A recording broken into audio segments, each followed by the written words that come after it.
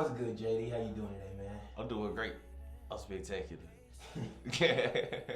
Alright, man. So we're gonna jump straight to it, man. Today is a day of celebration for you, man. Woo! You just released your project, man. Ain't I Beautiful, man? Congrats on that, by the way. I appreciate it. But before we discuss the project, man, I want to take it back to the beginning, man. Mm-hmm. Where exactly are you from, man? I'm from Memphis. I'm from right here in Memphis, Tennessee. You know.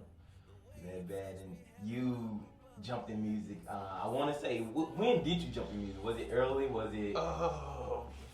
I really, I always been, like on stages or in the performing arts period. I didn't really start making my own music though until like my freshman year of high school. So it was like 2014. Not 14. 2011, 2011, 2012. Yeah. And then how exactly did you start getting into it? You know, what made you gravitate into music? Man, I just always felt like I was good at it. I always thought I had good ideas, and I was like, I was always listening to I had a lot of music going on in my household and my family. We listened to music during everything. Like in the middle of conversations, we'd have music playing. So like, there's a whole lot of music going on everywhere I went my whole life. So I always been so around it that it just made sense. Okay. Felt right. Now on this new project, man, I know you don't have any features, man. Like, Oh yeah. I'm just curious on that. Like, why don't you do features, or do you plan on doing features in the future, or are you in the works of that? Man, like I okay, I'll put it like this. I would love to work with more people. I would love to do more features, but in my experience, is usually I'm crazy in the workplace, in the work environment when it comes to the music and stuff. So like, I'm demanding, and I got like processes, and I need a certain amount of ferocity and energy as the folks I'm working with. And if it's like too chill, I don't want to do it. So I have a hard time getting collaborators because of that. But if you down for some rigorous work in the studio and you see this, hit me up. We can talk. So with you saying that though, you said that you are very demanding. How much do you have your hands behind the engineering and production of it? Like everything. I touch everything. I probably just about every one of the joints that's on this project, at least. I pretty much came up with behind the keyboard or something, or I had the idea for the instrumentation in my head, and I wrote I came up with the whole thing. Or like when I'm in the studio with the engineer and recording and mixing and all that, like I'm very involved in all that. I don't really take a backseat ever. So I was doing the whole thing while I was involved in the whole process. Now I know Mike, your producer, right? Yes. Just out of curiosity, man, hearing Parachute, hearing is it Commonplace? Yeah. Commonplace. Yeah, Commonplace. Beats like that, instrumentals like that. How do y'all go about picking those like type of beats? Man, we sit down and like we'll usually how it goes, man. I'll fuck around and I'll play something, and or like we'll hear something, and then like I'll sit there and like go off the top of my head, come up with some like pretty like bare bones general idea, and then Mike will go in and like attention to detail, and have like the sparkles and the flutters and the kicks and bangs and all that. Like we get into the details more deeply after the fact. But yeah, as far as the coming up with those types of tracks, man, we wanted to like play like some old some soul, or like some psychedelic rock stuff or something like that. We wanted like those vintage vibes. We wanted like a bunch of old school feeling stuff without it being too dated sounding. So Now I want to say, I know you guys' relationship extremely tight. And I'm going to say his name again, Mike, the producer. I know you guys are extremely tight. Wherever you are, he's there. What are y'all relationship like outside the music? And how did y'all actually get together? Like, how did y'all start networking? Man, we got that. When I was telling you about my freshman year of high school, that's where it started. That we were in alternative rock band that we came up with. We made when I was in high school, and we just kind of gone through all our different musical phases and stages together since then. Outside of music though, bro, like that's my dog, that's my brother. So like we do pretty much everything together, honestly. Like outside of super weirdo shit. Like we kind of inseparable in a lot of ways. We sit around and goddamn watch anime and get high and stuff. So just don't say y'all watch Dragon Ball Z. Y'all watch Dragon Ball Z? Yeah, watch Dragon Ball Z. Watch hella Dragon Ball Z. You bullshit. Oh my god. That's like the main one. Like crazy. So let me ask, how did you eventually like start finding your way into the Memphis music scene? After you decided that you wanted to make music and stuff, how did you start literally like networking and getting into events, getting booked and all that? I started. I want to say it must have been like 2013 or something like that. I was doing shows locally with. He used to go by Crisis 901, but he's Jacob Trump now. He used to throw shows. Great rapper. He does like photography and videos and stuff now too. But him and his partners and stuff that we were working with, were doing shows when I was in high school, and then I got really deep into it when I met Sumo Trey in 2017. We started doing shows at the old Den over on Monroe, and I was doing shows pretty much every other night. Basically, it seemed like anyway, and we just kind of started building up our following grassroots that way. So I met him, Carlos Baines, goddamn. The damn, Crunchy White Nose guys was doing a whole lot back then. As far as like people who were like putting stuff together, the bank bosses, that locality, we were really involved in all that, and it was a hell of a time too. That was super fun. But yeah, now that's where I got my local start as far as like getting out here. Now I'm gonna ask you a very controversial question, right? Okay. I know you heard it a lot of times. I feel like you know what I'm gonna say. I know you heard it a lot of times though, man. What happened to you? Like, what made you decide to take the music off of SoundCloud? A lot of people. Okay, so look, what happens?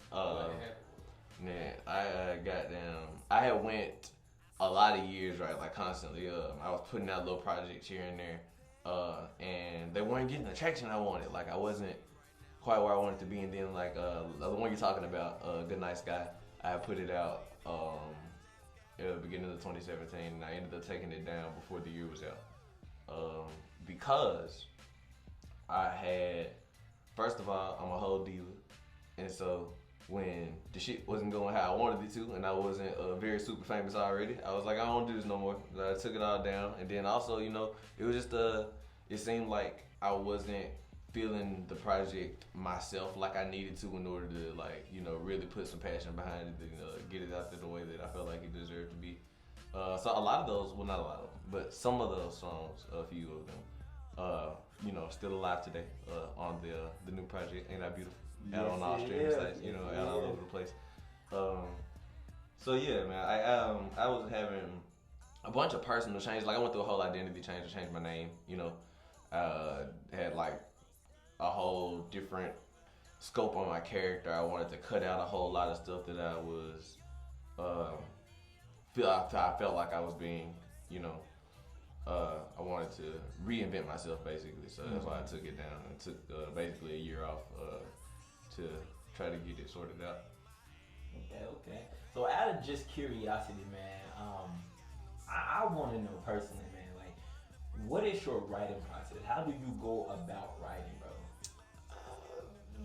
bro? I sit down, I'll be humming or making some sounds because I'm obnoxious in like creative spaces, so I sit there and like make sounds with my mouth that don't even got no words. Like I go, like I gotta go like be doing that type shit like all the time, and I sound stupid, but then like I'll lay down something on like the keys or come up with like a bass line or something like that, and then I keep doing and adding the elements until like I start coming up with words to go with the melodies and stuff, and I be trying to be like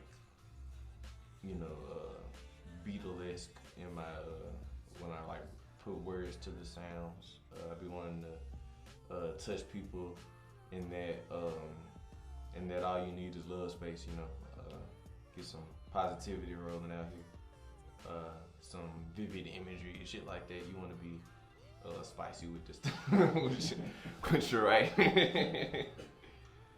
Now, man, so this is a question I'm gonna read just straight off the notepad. So, knowing that you're an energy-driven person, bro. Word. What are things that, like, what are things that kind of pushes you away from working with somebody, or just not working with them at all? Like, and that's like the question right on top of just the same thing. Yeah. What pushes you away? Pushes me away from working with other people. Man, folks who be having like, it's a weird like thin line that I need my collaborators to walk on, right? Because it's the ones that I walk on, and it's like not being so caught up in the business end of the artistic work that you're not paying attention to your actual product, but also I don't want it to be like you're having too much fun with this to the point that you forget that we have a goal. You know what I mean?